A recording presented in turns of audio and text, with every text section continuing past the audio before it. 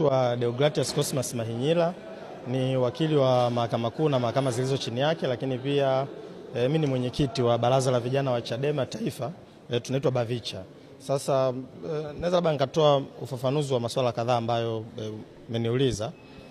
Jambo la kwanza la kuhusu kukamatwa kwa makamu mwenyekiti wa chama, kama mmeona taarifa ya chama kupitia mkurugenzi wa habari, ni sahihi kwamba ni kweli makamu mwenyekiti wa chama John Heche alikamatwa siku ya jana hapa mahakamani na kurugenzi ya sheria ikiongozwa na mkurugenzi wa sheria wakili Gaston Gelbindi. Mara baada ya kufika Central Police waliambiwa kwamba hapa Dar es Salaam hawana mashtaka yote yanayomhusu, akasafirishwa kupelekwa Tarime. Ndio maelezo ambayo yalisemwa kwenye ofisi ya ZDCO kanda maalum ya Dar es Salaam.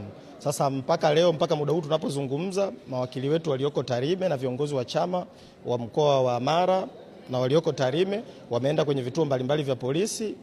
Kifupi, makamu mwenyekiti wa Chadema John Heche hajafika huko Tarime wala Mara. Kwa mpaka sasa hatufahamu kwamba makamu mwenyekiti wa chama John Heche yuko wapi. Sasa sisi kama vijana wa Chadema na kama baraza la vijana tutoe wito kwa jeshi la polisi kwamba kwa sasa dunia ina maendeleo makubwa ya sayansi na teknolojia.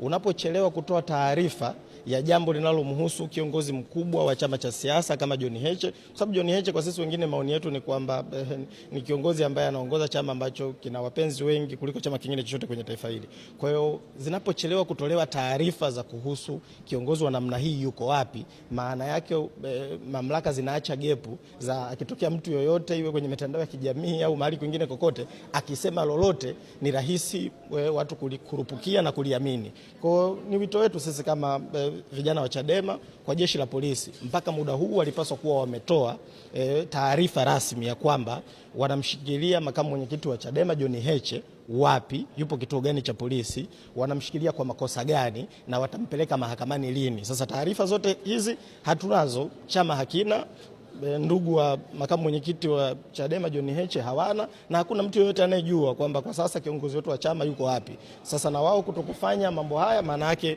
wanatengeneza sintofahamu kwenye jamii ambayo sio ya lazima, kwa sababu wao kama wamemkamata John Heche na wanaamini ana makosa ameyafanya, walipaswa kusema tu tunamshikilia John Heche, yuko mahali fulani kwa kosa 1, 2, 3. Pengine hiyo ingewafanya wapenzi na vijana wa Chadema Tanzania nzima kutokuwa na hiyo sintofahamu ambayo kadri muda unavyozidi kwenda inaendelea kutengenezeka. Hilo ni jambo la kwanza. Jambo la pili ambalo naweza pia na lenyewe nikatolea ufafanuzi, kama mnafahamu pia jana tulikuwa hapa tunaendelea na kesi inayomkabili makamu mwenyekiti wa chama.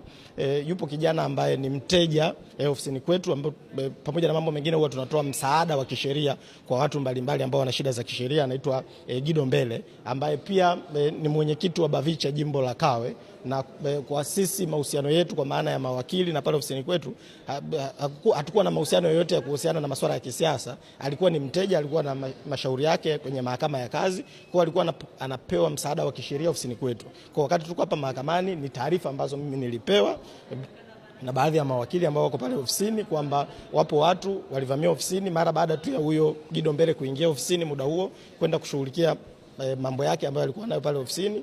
Walivamia watu ambao hawajulikani kini wakina nani, wakiwa na silaha za moto, wakamchukua na kutokomea naye kusikojulikana. Hilo nalo pia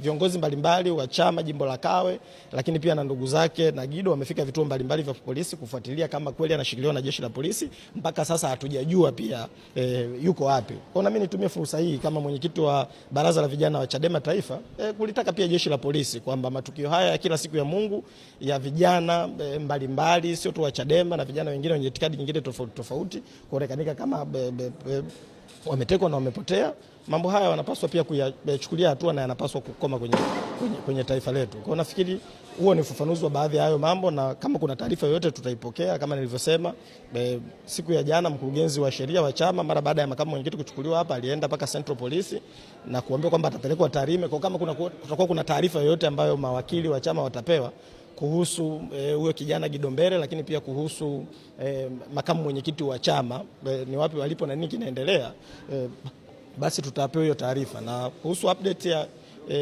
kesi ya mwenyekiti wa chama, kwa maana ya kwamba kesi bado inaendelea, na mara baada ya mahakama kuahirishwa hapo baadaye tutapewa update ya kiujumla, lakini kwa kifupi tu ni kwamba pia na leo pia mahakama imekataa kile kielelezo ambayo ni ripoti ya mtaalamu wa uchunguzi wa ile video ambayo upande wa jamhuri walikuwa wanataka kuitoa mahakamani. Mahakama yenyewe imeikataa ile ripoti kwa kusema kwamba hata kama ikiipokea hiyo ripoti kwa ajili ya nini, kama kile kielelezo cha msingi na chenyewe kilisha kataliwa na kijapokelewa mahakamani. Kwa kifupi nafikiri hayo mambo yanatosha kwa sasa kwa update. Asante.